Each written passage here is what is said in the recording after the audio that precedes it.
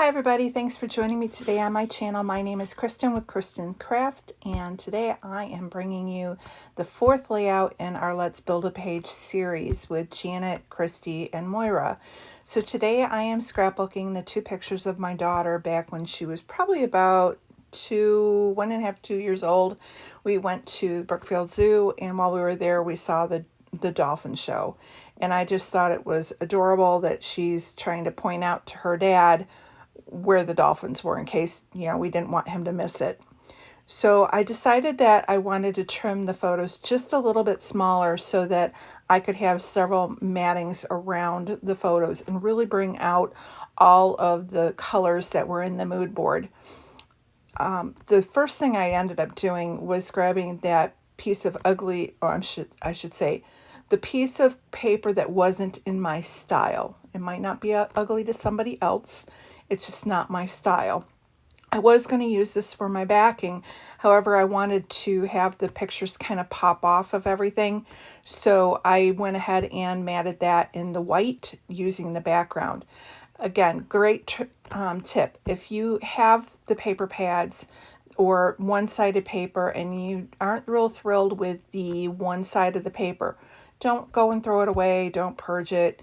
Use the back for the white part of it.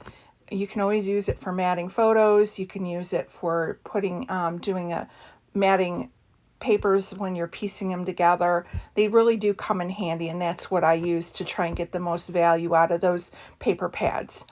You figure if you're spending $4.99, $5 for a paper pad at Michael's or Joann's or wherever it is that you shop from, and there's several different papers in there that you don't like, that's just white cardstock. And I do that all the time. So I decided to go ahead and have that going as a band across. So I really wanted the pictures to look like she's pointing to the pool where the dolphins are. So that's why I put them in a horizontal design.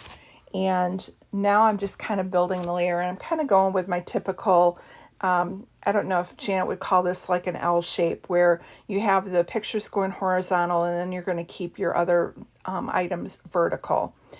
To beef up the paper that I'm using, since this is the thinner color box paper from Walmart, I went ahead and matted it onto the plaid orangish colored paper. And now I get that little pop of orange, and it also beefs up those that background paper. So now it's really pretty sturdy to go into my book. I decided that I'm going to fussy cut out a couple of the cameras, and I was trying to find the bigger ones to use as kind of a starting point for my embellishment clusters. So I grabbed the orange one. I'm also trying to be conscious of the direction in which the lens is pointing.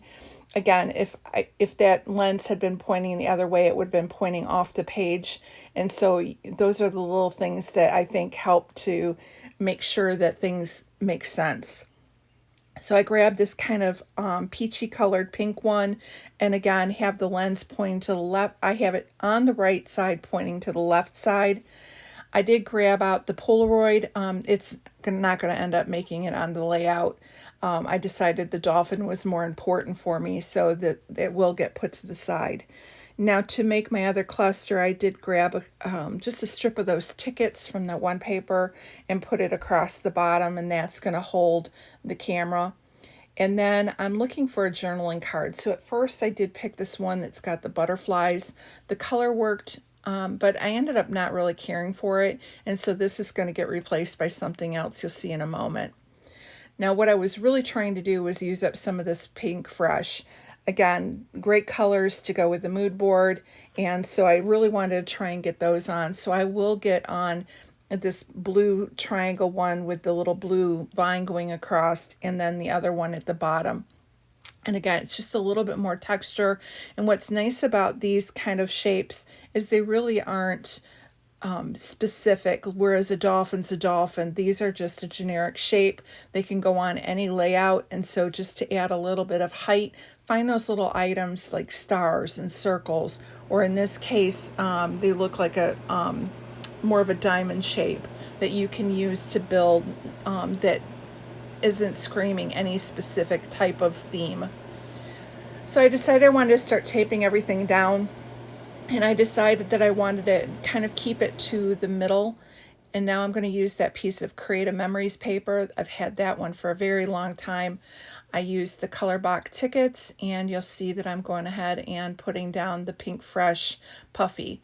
I have the Fussy Cut camera out and have that's kind of my top layer going.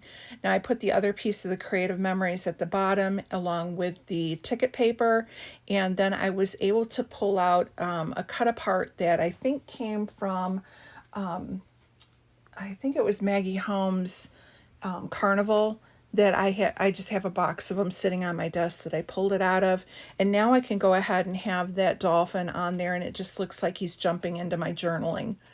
I did grab that other Pink Fresh that was kind of all the colors and rainbow and put that on the bottom to kind of build the seams, and it just kind of pops where it's at. I found another label that I cut in half in pink, put part in the top and part in the bottom to spread the color out.